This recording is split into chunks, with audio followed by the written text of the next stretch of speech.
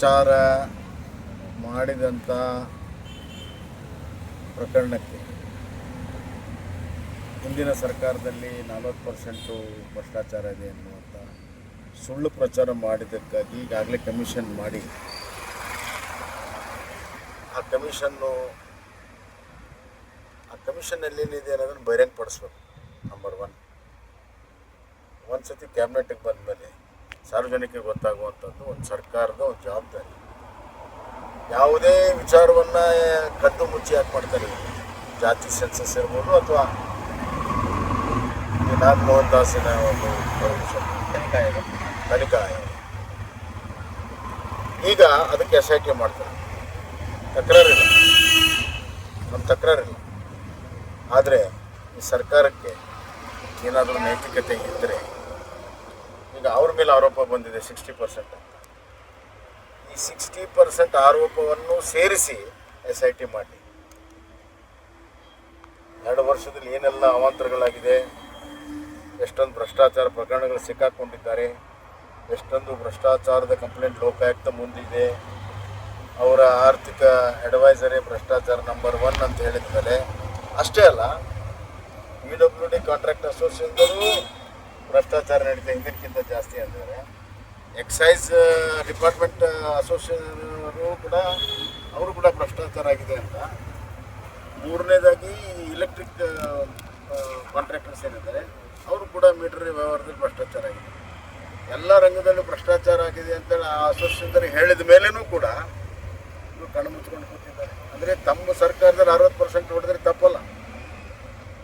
ಆದ್ದರಿಂದ SIT ಮಾಡುವಾಗ ಈ 2 ವರ್ಷದಲ್ಲಿ ನಡೆದಿರುವಂಥ ಹಲವಾರು ಪ್ರಕರಣಗಳನ್ನು ಸಮೇತವಾಗಿ ತನಿಖೆ ಆಗಬೇಕು, ಅವಾಗ ಸತ್ಯ ಹೊರಗೆ ಬರಬೇಕು. ಸರಿ, ತನಿಖಾ ಆಯೋಗದ ವರದಿಯಲ್ಲಿ ಬಹಳ ಸ್ಪಷ್ಟವಾಗಿ ಹೇಳಿದ್ದಾರೆ, ಯಾವುದೇ ಸಾಕ್ಷ್ಯಗಳು ಇಲ್ಲ ಅಂತ ಹೇಳಿದ್ದಾರೆ. ಇಷ್ಟಾದರೂ ಕೂಡ ಈ ರೀತಿಯಾಗಿ ಮತ್ತೆ SIT ಎಲ್ಲಾದರೂ ಸುಳ್ಳು ಪ್ರಚಾರ ರಾಜಕೀಯ ದ್ವೇಷದಿಂದ ಆ ಸಂದರ್ಭದಲ್ಲಿ ಮಾಡಿರೋದಕ್ಕೆ ಇದೇನು ಸಾಕ್ಷಿ? ಅದಕ್ಕಾಗಿ ಆಯಿತು, ನಮಗೇನು ಭಯ ಇಲ್ಲ, ಮಾಡಿದ್ರೆ ಭಯ ಆಗ್ತದೆ. 60% ಸೇರಿಸಿ SIT ಮಾಡಿ ಅಂತ ಹೇಳ್ತಾರೆ. ನಮ್ಮ ಬೇಡ,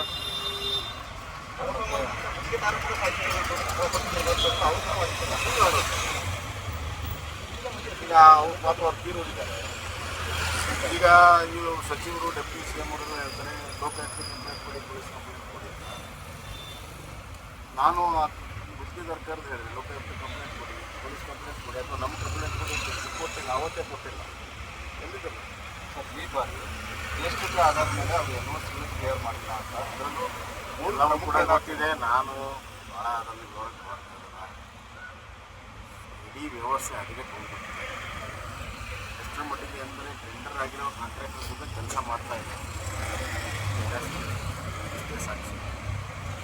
ಅದಲ್ಲದೆ ಜನಗಣತಿಯ ರಾಜಕಾರಣವನ್ನು ಸರ್ಕಾರ ಮುಗಿದಿದೆ.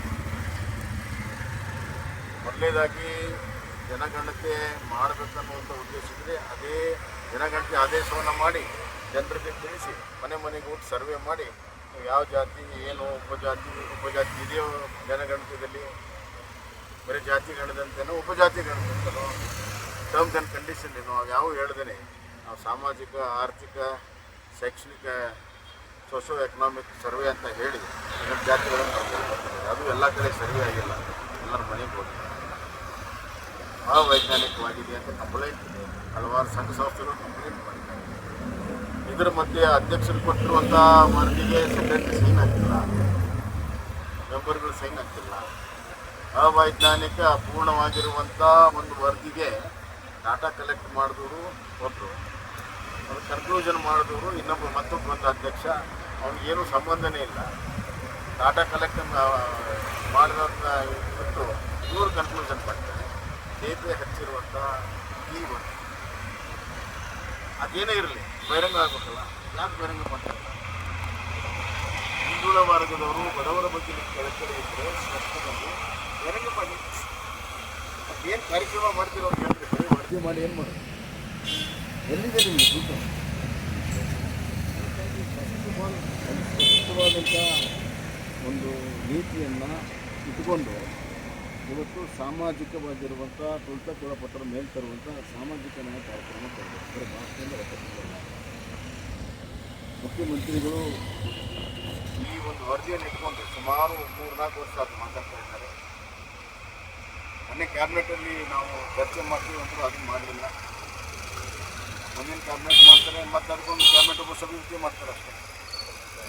If there is no commitment, there will be committee.